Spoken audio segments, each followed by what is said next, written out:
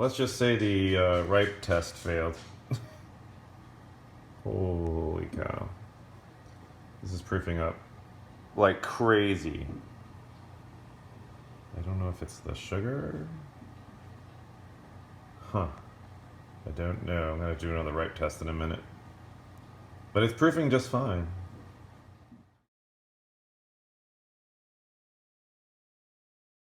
All right, I think I'm gonna go ahead and start working on this bad boy. I did a proof test, kind of hard to see on the side here, but you can kind of see my fingerprint there.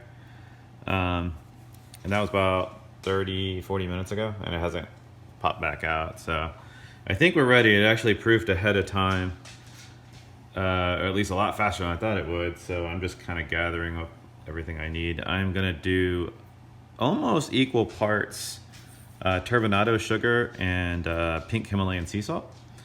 On the top of the loaves, I have I've got the same coconut that I'm going to put in there on top of the loaves as well. And I went ahead and got my egg yolk and my pineapple juice all ready for the wash.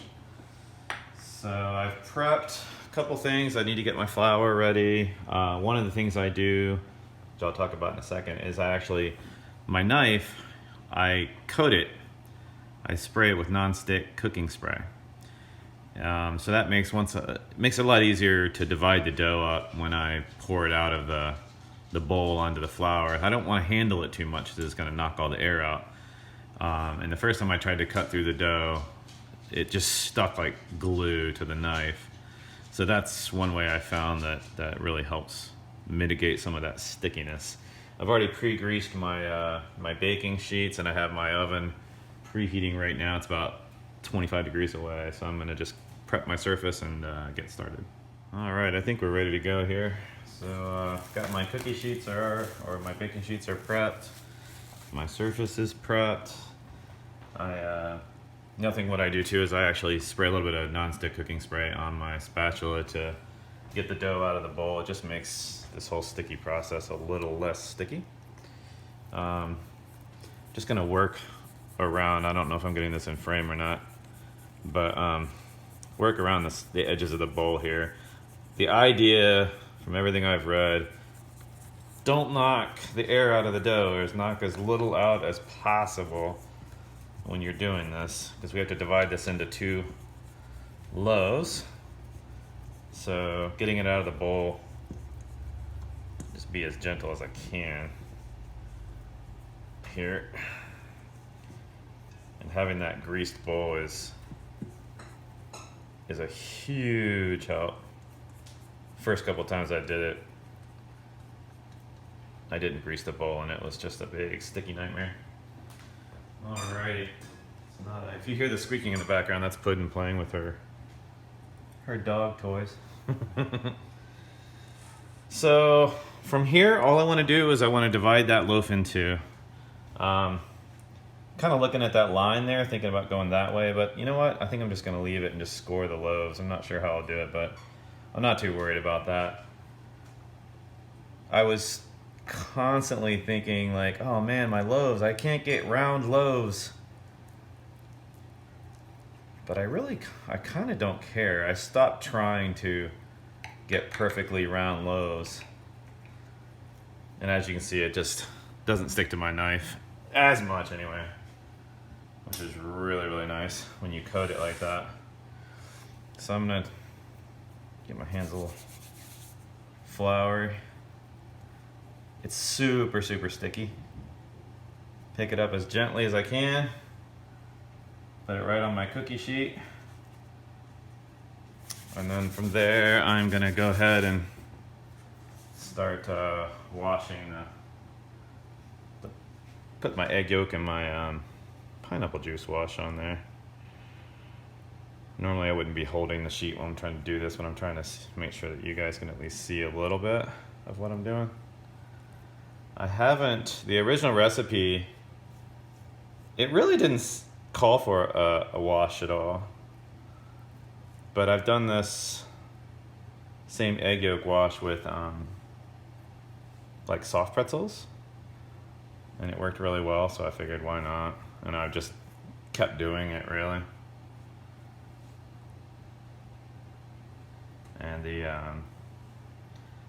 I usually just do egg yolk and water, but one time we did the pineapple juice, and I can't remember why or what made me think of doing it, but we did the pineapple juice and egg yolk, and it was awesome. I wouldn't say you could really taste a lot of the pineapple in the wash, but the sugar is really nice. It does caramelize nicely on top of the bread. You just have to watch out for when you have sugar on there to tell if it's burning, or like cocoa. That's one of the things I constantly battle with when you're doing cakes and chocolate cookies and things like that.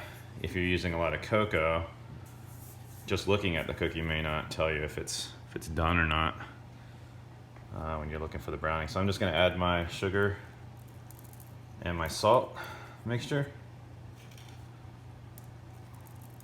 I like a lot of salt on the loaf.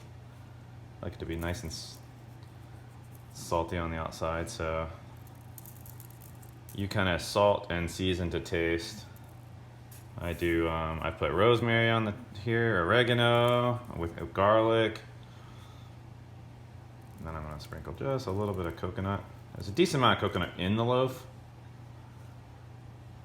but we'll put some on top.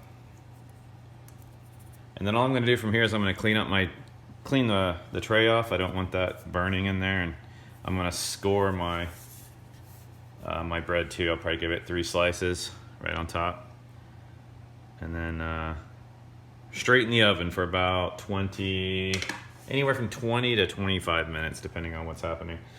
But right now I need to get this loaf on a tray and covered. I've already greased up my second cookie sheet. It's kind of waiting in the wings, so I'll go ahead and do that real fast. And get it ready. No need to film this bit because it's the same. Wash and repeat. The only thing I didn't really film there was just scoring the top of it and cleaning my cookie sheets. But yeah, that was a lot easier than the first couple times I did it. So one thing I did want to talk about real quick before I went and put these in the oven was your surface, your tray. Make sure you clean your tray. Get all that egg wash off there and the coconut or whatever you have. If you have oregano, herbs, whatever, get that off of there. You don't want that burning in the oven. I mean, I'm baking at 425 degrees, which is, it's not crazy hot, but it's warm enough that it'll start to burn anything that's on your tray that's still exposed, and you don't want that to interfere with the flavor of the bread. So make sure you give that a good white, like so.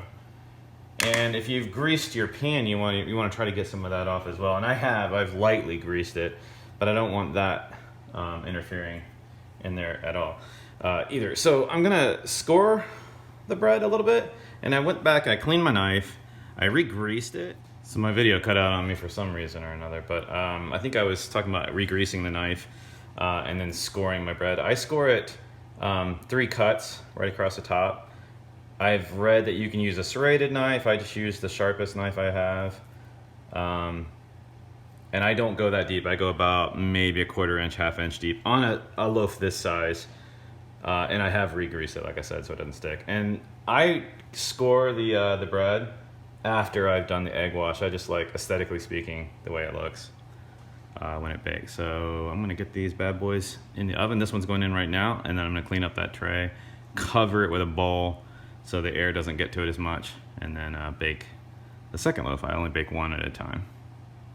All right, so the first loaf is in the oven, and what I'm gonna do now, again, I'm just scoring this guy right down the middle, about 1/4 inch deep. 3 cuts. Try to be as gentle as you can. That's why I don't use a serrated knife, because for me, I guess my serrated knives aren't sharp enough, but it just pulls the dough everywhere. So there's my 3 cuts, and then while the first loaf is in the oven, I'm just going to cover this so the air doesn't get to it. And it's gonna have about a half an hour to proof even more. And I'm gonna put that right on top of the oven where there's a decent amount of heat right now. So it'll proof just a little bit more. Usually my second loaf is slightly larger than the first one because of this. But until I get a professional proofing tray, I really don't know what to do about that. So depending on your oven, one of the things you wanna do is about halfway through the baking process, you wanna definitely give it a turn. I turn 180 degrees. That's just because my oven doesn't bake as evenly as the one at the shop, but that was about 50% of the way through. So that's my thermometer. I have it inside the bread. Basically, I'm looking for 190 degrees on the internal temperature. Got about 102, so I think we're gonna be good. I'm gonna adjust the monitor just a tad. I have maybe 3 more minutes left on the bake, but I think we're gonna be just fine. I'm looking for about 190 degrees, and we're right about that. All right, so that's the first loaf out. About 22 minutes on this one. The temperature settled around 194 or so. Bottom looks pretty good. I don't know if you can hear that, but pretty hollow sounding, which sounds great. Temperature sounds good. Second one's in the, the sound. The sound sounds good. The hollow sound sounds great. Smells awesome. And yeah, I think it looks pretty good too. So not too shabby. I don't know what it tastes like, but we'll find out. I'm really curious about the internal structure, especially with that crazy proofing that it went on. But yeah, second one's in the oven, and we'll be able to cut into this one in about 20 minutes or so and let it cool down. And we'll find out. All right, so the second loaf is out. Just came out. Bottom looks good. Not too bad. It's a little darker on the edges. That's just from the wash. But sounds good. I don't know if you can hear that or not, but sounds good, smells good. Internal temperature hit right at 191. So yeah, we're gonna actually cut in. See what I mean by the difference in size? Yes, I didn't cut it in exactly equal, but this one has a little bit longer to proof, generally about a half hour or so. And it's proofing on top of the oven, which is nice and warm, so it generally comes out a little bit different than the first one. I don't know what to do about that, but aside from not proof it on the oven. But yeah, Mary's gonna test it because this was her request. We'll do that in a second. So it's cool for about 30 minutes or so. I'm gonna give it a shot right down the middle. It feels good.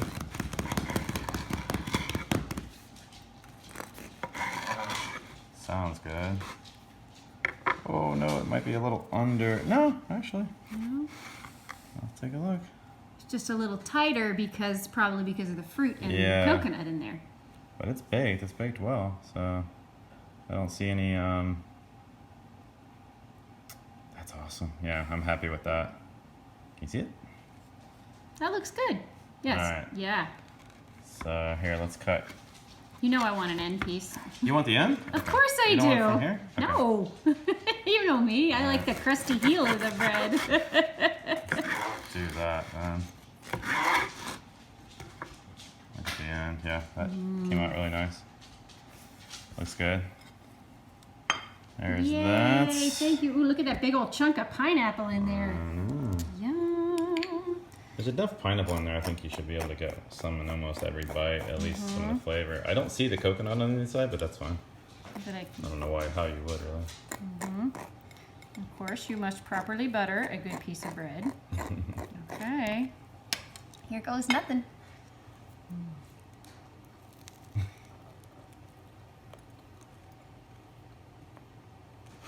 I get it. That is good. Yeah? Oh man. And I'm getting the coconut in there? The salt too. Oh, nice. Sweet. Did you put salt and sugar on the top? Salt and sugar on the top, yeah. Look good? Yes. 2 thumbs up. Awesome. We'll put some mango on it later. Yes. Oh my gosh. So yeah. Complete the tropical feel. Your request. Yes. Well done. What are we doing the next time? The maple? Maple cinnamon. Maple cinnamon. I might do that tonight, actually. Get it proofing tonight, and then we can cut into it tomorrow. Maple cinnamon with a hint of ginger, probably. You want to put fruit in it? Or just No. the maple cinnamon? Just maple cinnamon. This was the fruit bread. Cool. There you go. Yum.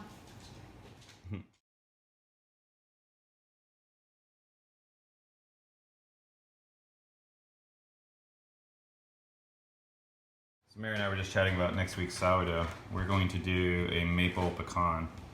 So I'm going to chop these up, and then we're going to soak them in maple syrup all week long. And then use that. We're going to use that in the dough. I think it would be good. We'll find out. So we're going to use 1.5 cups chopped pecans, and about 1/4 cup of maple syrup, all mixed in there. So hopefully, if that sits all week, that will replace the honey in the recipe and the sugar. We'll find out.